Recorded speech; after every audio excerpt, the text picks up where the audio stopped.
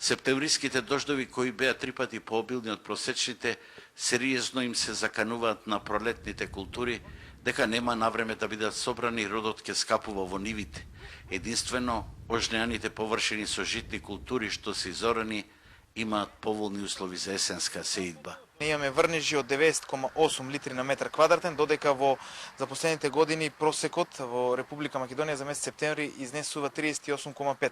Значи негде од прилика 3 пати повеќе врнежи од дожд, односно влага имаме паднато само во еден месец.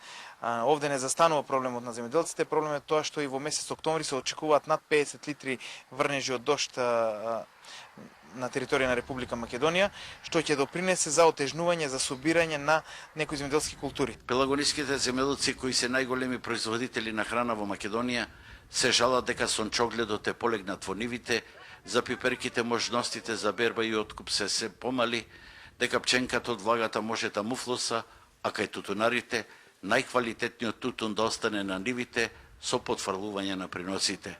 Голем дел од сончогледот не е собран, и ако продолжат врнежите и во октомври месец, како што беа и во септември, тешко дека ќе се собери и ќе се случи исто како минатата година. Конкретно јас и минатата година имав 12 хектари несобран сончоглед. Денеска врни условите не беа ни за берење, ни за искапање од топиперката, али повеќе ради неорганизирани откупи. Стручнаците од Агенцијата за поттикнување развојот на земјоделското производство сериозно предупредуваат на глобалните климатски промени.